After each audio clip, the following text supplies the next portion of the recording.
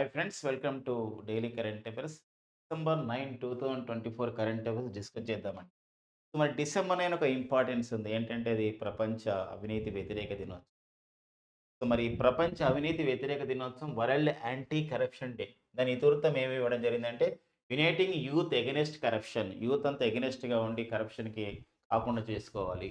Shaping tomorrow's integrity. మనము రేపటి యొక్క సమైక్యత గురించి మనం పాటుపడాలి అని జెప్పేసి మార్చుకోవాలి. దాన్ని నిర్మాణం చేసుకోవాలి. రేపు సమైక్యంగా ఉండడం అని జెప్పేసి ఇక్కడ ఇతివృత్తం ఇవ్వడం జరిగింది. మరి డిసెంబర్ 9, 2024 కరెంట్ అఫైర్స్‌లో మరికొన్ని అంశాలు చూసినట్లయితే ఇక్కడ తెలంగాణ తల్లి విగ్రహావిష్కరణ డిసెంబర్ 9, 2024న ఈ రోజున హైదరాబాద్‌లోని తెలంగాణ రాష్ట్ర డాక్టర్ బిఆర్ అంబేద్కర్ రాష్ట్ర సచివాలయంలో దాన్ని నిర్వహించబోతున్నారు. సో, అంతేకాకుండా మరికొంత సమాచారం చూసినట్లయితే ఒకన భారత కేంద్ర ఆరోగ్య కుటుంబ సంక్షేమ కేంద్ర ఆరోగ్య కుటుంబ సంక్షేమ శాఖ ఒక నిర్ణయం తీసుకుంది. దేశంలో 343 జిల్లాల్లో క్షయ అవగాహన కార్యక్రమాలు ఏర్పాటు చేయాలి. ట్యూబర్క్యులోసిస్, టీబీ యొక్క వ్యాధి ఆ జిల్లాలో ఎక్కువ ఉందన్నమాట, ప్రబలుతుంది. అంతేకాకుండా సో, తెలంగాణలోని చపాటా మిర్చి, వరంగల్ ఆ ప్రాంతాల్లో పండుతున్నటువంటి ఒక పంట మిర్చి, చపాటా మిర్చి, లేదా టమాటా మిర్చి అంటారు. దీనికి త్వరలోనే జీఐ ట్యాగ్ రాబోతుంది అని చెప్పేసి ఒకటి వార్త ఉంది.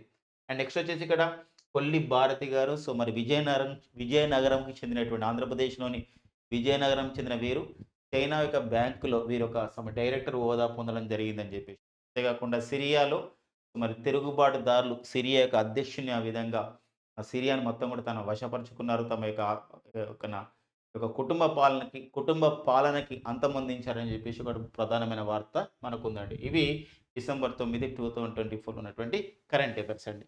సో, మరి ఈ కరెంట్ అఫైర్స్ పూర్తిగా ఎళ్ళడానికన్నా ముందు సో మన యాప్ ద్వారా, మన బిక్షబస్ సార్ క్లాసెస్ యాప్ ద్వారా అద్భుతమైన అవకాశం అండి. So, AC mains police constable mains exam రాసే వాళ్ళకి ఒక 1 year current affairs, 1 ½ year current affairs వస్తాయి. ఈ క్రమంలో ఈ జూన్ టు డిసెంబర్ 2020 కరెంట్ అఫైర్స్‌ని రూ. 99కి 1 ఇయర్ వ్యాలిడిటీతో సో మీరు ఎన్ని సార్లైనా చూసే విధంగా ఒక అవకాశం అనేది ఇస్తున్నామన్నమాట. ఆ అవకాశాన్ని వినియోగించుకోండి. టు ద పాయింట్‌గా చాలా ఉపయోగపడతాయి మీకు. దాంతో పాటుగా తెలంగాణ త్వరలోనే మనకి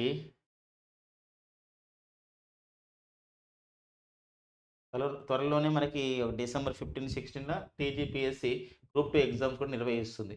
ఈ క్రమంలో so June to December current affairs రూ. 99కి మీకు ఉపయోగపడే విధంగా మొత్తం బుల్లెట్ పాయింట్స్ ఇవ్వడం జరిగింది. తక్కువ వీడియోస్ సమాచారం అందించడం జరిగింది. సో, మీరు దాన్ని వినియోగించుకోవాల్సిందిగా కోరుతున్నాం. థాంక్ యూ అండి. నెక్స్ట్ వచ్చేసి మనకి వివరంలోకి వెళ్దాం ఇగ. సో, మనకి వివరంలోకి వెళ్దామండి ఇక్కడ. సో, మరి ఈరోజు ఆల్రెడీ చెప్పుకున్నాం గదా! మనము కానీ ఈరోజు అంతర్జాతీయ అవినీతి వ్యతిరేక దినోత్సవంగా చెప్పుకున్నాం. ఇక ప్రపంచ అవినీతిలో అయితే కరప్షన్ పర్సెప్షన్ ఇండెక్స్ అని చెప్పేసి ట్రాన్స్‌పరెన్సీ ఇంటర్నేషనల్ సొసైటీ వాళ్ళు విడుదల చేస్తారు. సో, మరి ప్రపంచ అవినీతిని ఆ క్రమంలో మనం 93వ స్థానం ఉండడం జరిగింది ప్రపంచ అవినీతిలో. సో, ఇగ నెక్స్ట్ వచ్చేసి మనకిక్కడ ఓకేనా ఇంపార్టెంట్‌గా మనం చూసినట్లయితే ఇక్కడ తిరుగుబాటుదారుల చేతుల్లోకి సిరియా. సో, సిరియా దేశం మొత్తం గూడా దారిలోకెళ్ళిపోయింది. ఆ తిరుగుబాటుదారులు ఎవరు అని జెప్పేసంటే ఇక్కడ హయ్యత్ తహరీర్ ఆల్ షమ్ అండి. ఈ సంస్థను గుర్తుపెట్టుకోండి. హయ్యత్ తహరీర్ ఆల్ షమ్ అని జెప్పేసి ఒక ఒక సంస్థ ఉంది. తిరుగుబాటు సంస్థ. సో, అక్కడ ఉన్నటువంటి కుటుంబ పాలనను వ్యతిరేకిస్తూ మరి ఇక్కడ హెచ్‌టీఎస్ అని జెప్పేసంట. మరి ఈ సంస్థ మన నవంబర్ 27లో దాడులు ప్రారంభించి అక్కడ సిరియాలోని ప్రముఖ నగరాలైనటువంటి అలెప్పో నగరాన్ని వశపరుచుకుంది. హమా నగరాన్ని వశపరుచుకుంది.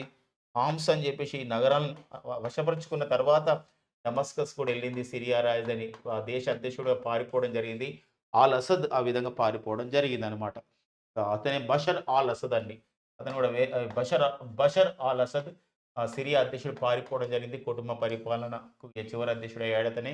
రష్యాకు పారిపోయినట్టు. ఎందుకోసమంటే ఈ సిరియాకి రష్యా మరియు అంటే సిరియా అధ్యక్ష పరిపాలనకి, పరిపాలనకి రష్యా, ఇరాన్ దేశాలు మద్దతిస్తున్న నేపథ్యంలో రష్యాకెళ్ళిండని చెప్పేసి ఇక్కడ చెప్పడం జరిగిందనమాట. మరి ఇలాంటి క్రమంలో మరి ఒక 1974 నుండి అంటే 1967 నుండి కూడా అక్కడ ఒక ఒక పరిపాలన ఇలాంటిదే జరుగుతా ఉంది. ఈ సంబంధించినటువంటి ఒక ఒక కుటుంబ పరిపాలన నడుస్తుంది. ఒక నియంతృత్వ పరిపాలన నడుస్తున్న నేపథ్యం ఉంది. ఇలాంటి క్రమంలో సో, మరి కొంచెం ఇంపార్టెన్స్ మరికొన్ని ప్రాంతాలున్నాయండి. ఈ యొక్క సిరియా విషయంలో మరికొన్ని ప్రాంతాలు గూడా ఇంపార్టెన్స్‌గా ఉన్నాయి. గోలన్ హైట్స్ అని జెప్పేసి ఒక ప్రాంతం ఉందండి. గుర్తుపెట్టుకోండి ఇది గోలన్ హైట్స్ అని జెప్పేసి అంటాం. ఈ గోలన్ హైట్స్ అంటే ఏందంటే గతంలో సిరియాలో కొద్ది ప్రాంతాన్ని ఏం జేసిందంటే ఇజ్రాయెల్ ఆక్యుపై జేసిందనమాట. ఇజ్రాయెల్ ఆక్యుపై జేసింది. ఇలాంటి క్రమంలో సిరియా మరియు ఇజ్రాయెల్ మధ్య భద్రత కాపాడుకోవాలి గదండీ. భద్రత ఇరు వర్గాల వాళ్ళు ఇరు దేశాల వాళ్ళు భద్రతను కాపాడుకుంటారు. ఆ ప్రాంతంలో బఫర్ జోన్‌గా ఈ గోలన్ హైట్స్ అనేది ఉందన్నమాట. ఇలాంటి క్రమంలో మనకేందంటే ఇక్కడ ఈ బఫర్ జోన్‌లో ఇంతవరకు సిరియా బలగాలుండేది. ఈ క్రమంలో ఇప్పుడు సిరియా బలగాలు ఎళ్ళిపోయినాయి. తర్వాత ఇక తిరుగుబాటుదారులొచ్చిర్రు కాబట్టి మళ్ళీ ఇజ్రాయెల్ తనది తీసుకోవడం అయితే జరిగిందనమాట. దాదాపుగా కొన్ని సంవత్సరాల నుండి జరుగుతున్నటువంటి సిరియా అంతర్యుద్ధానికి ముగింపు పలికిర్రని జెప్పేసి భావిస్తున్న నేపథ్యం. కాబట్టి గోలన్ హైట్స్ అనేది ఈ మధ్య కాలంలో వార్తలుంది. ఏ 2 దేశాల మధ్య ఇలాంటి విషయాలపైన మనకి అడిగే అవకాశం అయితే ఉందనమాట. ఇట్లా మరి అంతేగాకుండా తిరుగుబాటు దళాల పేరేం పేరు అని జెప్పేసి అన్నప్పుడు సిరియాలో తిరుగుబాటు దళాల పేరేం పేరండి ఇక్కడ? సో, హయత్ తహరీర్ ఆల్ షమ్ అని జెప్పేసి గుర్తుపెట్టుకున్న నేపథ్యం అనమాట. ఓకేనండి ఇగ. ఇది మనకు సిరియా విషయంలో వార్తలు ఉన్నటువంటి అంశం. ఇక మరికొంత విషయం అండి ఇక మరికొంత సమాచారం ఇక ప్రాంతీయ పరంగా వస్తే తెలంగాణలో ఈ రోజున డిసెంబర్ 9 డిసెంబర్ 9, 2024 గతంలో ఈ డిసెంబర్ 9, 2009 ఒక ప్రకటన చేశారనమాట. అప్పటి కేంద్ర మంత్రి పి. చిదంబరం గారు తెలంగాణ రాష్ట్ర సంబంధించినటువంటి ఏర్పాటు కార్యక్రమాన్ని ప్రారంభిస్తున్నామని జెప్పేసి. ఎందుకోసమంటే నవంబర్ 29 2009 ఇక్కడ కేసీఆర్ గారు దీక్ష ప్రారంభించడం తెలంగాణ ప్రత్యేక రాష్ట్ర ఉద్యమం పైన. ఆ క్రమంలో డిసెంబర్ 9 ప్రకటన చేశారు.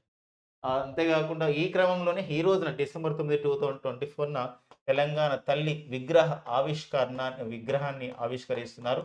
మరి ఇది ఒక 13 అడుగుల మొత్తం విగ్రహం. ఈ 13 అడుగుల విగ్రహం కింద మళ్ళకి పీఠ భాగం వచ్చేసి మరో సరే మొత్తం విగ్రహం వచ్చేసి ఇక్కడేందంటే 17 అండి. మొత్తం గూడా 17 ఫీట్స్‌గా ఉంటే మొత్తం గూడా 17 అడుగులుంటుంది. 17 అడుగుల్లో మనకి 3 అడుగులనేది కింద పీఠ భాగం ఉంటుంది. మొత్తం పీఠ భాగం నుంచి పై వరకు చూస్తే మనకి 20 అడుగుల ఎత్తైన విగ్రహం. ఈ విగ్రహ రూపశిల్పులు ఎవరు? రూపకర్తలు ఎవరంటే ఇద్దరున్నారండి. ఆ విగ్రహ రూపశిల్పులు వచ్చేసి ఒకరొచ్చేసి ప్రొఫెసర్ గంగాధర్ అండి. ప్రొఫెసర్ గంగాధర్. మరొకరొచ్చేసి ఎవరంటే ఇక్కడ రమణారెడ్డి గారు ఉన్నారనమాట. మనకి ఇంపార్టెంట్‌గా ఉంటుందండి. సో, ఇది ఇద్దరు గూడా మనం గుర్తుపెట్టుకోవాల్సిన అవసరం అయితే ఉంటుందనమాట. నెక్స్ట్ వచ్చేసి మరొక అంశం ఇక్కడ ఉమ్మడి వరంగల్ జిల్లాలో ఓకేనా ప్రత్యేకమైనటువంటి చపాటా టమాటా అంటారు. ఇది చపాట అంటారు లేదా టమాటా అని చెప్పేసి అంటాం. టమాటా అంటే తినే టమాటాలు కాదు ఇది మిర్చి అన్నమాట.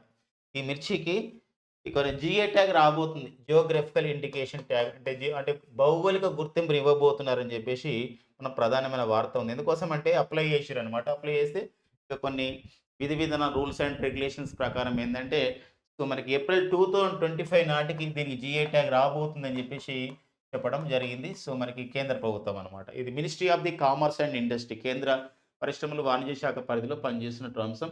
ఈ జిఐ ట్యాగ్‌ను జియోగ్రాఫికల్ ఇండికేషన్ రిజిస్ట్రీ చెన్నై కేంద్రంగా ఉన్నటువంటి సంస్థ ఇస్తుంది. ఈ యొక్క జిఐ ట్యాగ్‌ననమాట. ఆల్రెడీ ఇటీవల కాలంలో మనం తెలుగు రాష్ట్రాల్లో మనం చూసినట్లయితే ఇక్కడ నర్సాపురం లేసులండి. ఒక ఆంధ్రప్రదేశ్ రాష్ట్రంలో వచ్చినటువంటిది చివరిగా నర్సాపురం లేసులకి జిఐ ట్యాగ్ రావడం జరిగింది. ఇది ఆంధ్రప్రదేశ్‌లో. అంతకన్నా ముందు ఆంధ్రప్రదేశ్‌లో ఆత్రేయపురం పూతరేకులకి జిఐ ట్యాగ్ రావడం జరిగింది. అంతకన్నా ముందు ఏపీలో. ఇలాంటి క్రమంలో మరి తెలంగాణలో చూసినట్లయితే మరి జిఐ ట్యాగ్ ఇటీవల వచ్చింది ఏంటంటే మనకి పాత బస్సులో ఉన్నటువంటి లక్కా గాజులండి. లక్కా గాజులు పాత బస్సులో ఫేమస్ వాటికి రావడం జరిగింది. సో, లక్కా గాజులు అంతకన్నా ముందు మరి తెలంగాణలో వచ్చినటువంటి ఇంకొకటి ఏంటంటే ఇక్కడ తాండూరు కందిపప్పు అండి. తాండూరు కందిపప్పుకి జిఐ ట్యాగ్ అనేది రావడం జరిగింది. సో, ఇలా మన ప్రీవియస్ కూడా మనం నేర్చుకోవాల్సినటువంటి అవసరం అయితే ఉంటుందన్నమాట. దీని తర్వాత మరికొంత సమాచారం అండి. మనకి దేశంలో కొన్ని ప్రాంతాల్లో ఏమవుతుందంటే ఇక్కడ మనకి లెప్రసీ క్షమించండి ట్యూబర్క్యులోసిస్ అంటే మనకి టీబీ, క్షయ సైలెంట్ కిల్లర్ అని చెప్పేసి అంటారు. నిశ్శబ్దాంతకైనటువంటి టీబీ కొన్ని జిల్లాల్లో బాగా ప్రబలుతుంది. Ministry of the health and family welfare భారతదేశంలో 347 జిల్లాలు మొత్తం 700కు పైగా జిల్లాలలో 347 జిల్లాల్లో టీబీ అనేది వ్యాప్తి ఎక్కువగా ఉంది. కాబట్టి ఈ ప్రాంతాల్లో టీబీ అవగాహన చర్యలు చేపట్టాలని చెప్పేసి చెప్పడం జరిగిందనమాట. ఒక 100 రోజుల పాటు ఈ కార్యక్రమాన్ని నిర్వహిస్తున్నారు. తెలంగాణలో కూడా 9 జిల్లాలు నిర్ణయించడం జరిగింది. ఈ కార్యక్రమంలో అవగాహన కార్యక్రమాలు, టెస్టులు ఇవన్నీ నిర్వహిస్తారు. సో, ఇవన్నీ కూడా ఏ కార్యక్రమంలో భాగంగా నిర్వహిస్తున్నారంటే కేంద్ర ప్రభుత్వం నిక్షయ్ పోషణ యోజన. నిక్షయ్ పోషణ యోజనలో ఏం చేస్తారంటే ఎవరైతే టీబీ పేషెంట్స్ ఉన్నారనుకోండి గతంలో నెలకు రూ. 500 ఇచ్చేవారు. ఇప్పుడు టీబీ పేషెంట్స్‌కి ఒక రూ. 1000 ఇస్తున్నారు ఒక 6 నెలల పాటు. దాంతో పాటుగా ఇక్కడ టీబీ ముక్త్ ఒక ప్రధానమంత్రి టీబీ ముక్త్ భారత్ అభియాన్ అనే కార్యక్రమం ద్వారా ఉచిత పరీక్షలు నిర్వహించడం జరుగుతుంది. అవగాహన చర్యలు చేపట్టడం జరుగుతుందనమాట. ఇది మనకి ఇంపార్టెంట్. ఇది ministry of the health and family welfare ప్రధాన కేంద్ర ఆరోగ్య కుటుంబ సంక్షేమ శాఖ మంత్రి వచ్చేసేవారండి జేపీ నడ్డా గారున్నారు. అండ్ కేంద్ర ఆరోగ్య కుటుంబ సంక్షేమ మంత్రిత్వ శాఖకి టీబీ విషయంలో అవగాహన చర్యలు చేపట్టడానికి ఒక ప్రత్యేకమైన అధికారిని నియమించడం జరిగింది. వారే సౌమ్య స్వామినాథన్. టీబీ నిర్మూలన ప్రత్యేక అధికారిగా వీరు ఎంతో గుర్తించబడ్డారు. గతంలో డబ్ల్యూహెచ్ఓలో కూడా పనిచేయడం జరిగింది. ప్రతి సంవత్సరం కూడా మార్చి 24ని మార్చి 24ని ఎలా నిర్వహించుకోవడం జరుగుతుందంటే వరల్డ్ టీబీ అవేర్‌నెస్ డేగా ప్రపంచ టీబీ అవగాహన దినోత్సవంగా మనం జరుపుకోవడం జరుగుతుందండి. నెక్స్ట్ వచ్చేసి మరికొన్ని విషయాలు మనం చూసుకునే క్రమం అండిగా. దీంతో పాటుగా మరికొంత సమాచారం మనకి ఇవ్వడం జరిగింది. దీంతో పాటుగా చూద్దామండి.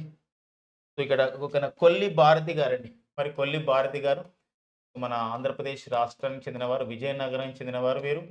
సో, ఉన్నత విద్యాభ్యాసం చేయడం జరిగింది. అమెరికాకెళ్ళడం జరిగింది. అమెరికాలో ఉన్నటువంటి సంస్థ అయినటువంటి అంటే అది చైనాకు చెందినటువంటి సంస్థ అమెరికాలో. దాన్ని మనం ఐసీబీసీ అంటాం. ఐసీబీసీ అంటే ఇక్కడ ఏందంటే ఇండస్ట్రియల్ కమర్షియల్